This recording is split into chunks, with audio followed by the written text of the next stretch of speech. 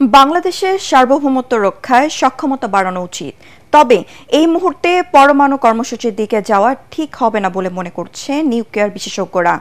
রূপপুর পারমাণবিক বিদ্যুৎ কেন্দ্র থেকে বোমা তৈরির আলোচনা চলছে, তার কোনো সুযোগ নেই বলেও জানান তারা। রিপোর্ট মাহবুব কবির চপলের।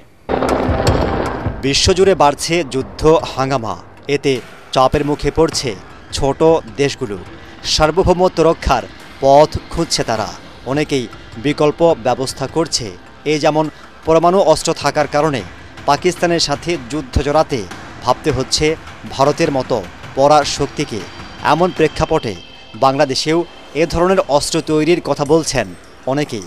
সেক্ষেত্রে রূপপুর পারমাণবিক বিদ্যুৎ কেন্দ্রকে কাজে লাগানোর পরামর্শ দেওয়া হচ্ছে সামাজিক যোগাযোগ মাধ্যমে। তবে ওই বিদ্যুৎ কেন্দ্র থেকে বোমা তৈরির সুযোগ নেই বলে জানান নিউক্লিয়ার বিশেষজ্ঞ অধ্যাপক শফিকুল ইসলাম।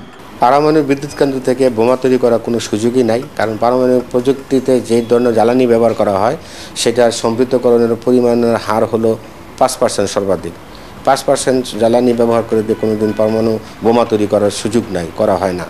পরমাণু বোমা তৈরি করতে গেলে পারমাণবিক জ্বালানি সমৃদ্ধকরণ 90% বেশি হতে হয়। সেটা আলাদা প্রযুক্তির মাধ্যমে করতে হয়, সেটা হলো সামরিক ব্যবস্থাপনার মাধ্যমে। তো বাংলাদেশ শান্তিপূর্ণভাবে পরমাণু প্রযুক্তি ব্যবহার করার জন্য চুক্তিবদ্ধ আন্তর্জাতিক পরমাণু শক্তি সংস্থার সাথে। এই যে মানুষজন যেটা প্রচারণা চালাচ্ছে বা ভ্রান্ত ধারণা দেওয়ার চেষ্টা করছে, সেটা কোনো ক্রমেই সম্ভব নয়। নিউক্লিয়ার মেটেরিয়াল যে কোথায় কোন জায়গায় কেমনে যায় এগুলি সব নজরদারি করা। এখন অন্য দেশ কিন্তু যারা করছে তারা কিন্তু এই চুক্তি থেকে বেরিয়ে এসে তারা এগুলি করছে, যারা বৈধভাবে করে নাই। পাকিস্তানের কথা বলেন, ইন্ডিয়ার কথা বলেন, ইসরায়েলকে বলেন, আর অন্যান্য যাই বলেন না কেন।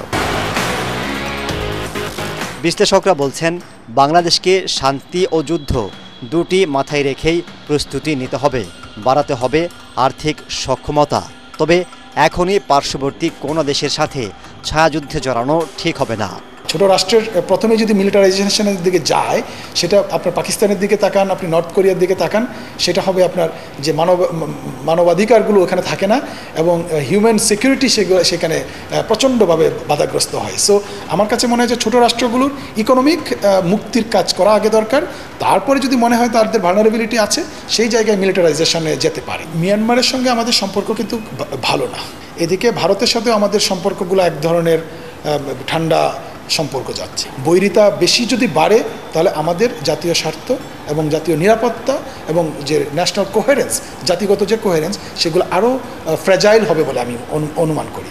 বিশ্বব্যাপী অশান্তি সৃষ্টি করে পশ্চিমা দেশগুলো অস্ত্র বিক্রির পায়তারা করছে বলেও মনে করছেন বিশ্লেষকরা। মাহবুব কবির চপল, এটিএন বাংলা, ঢাকা।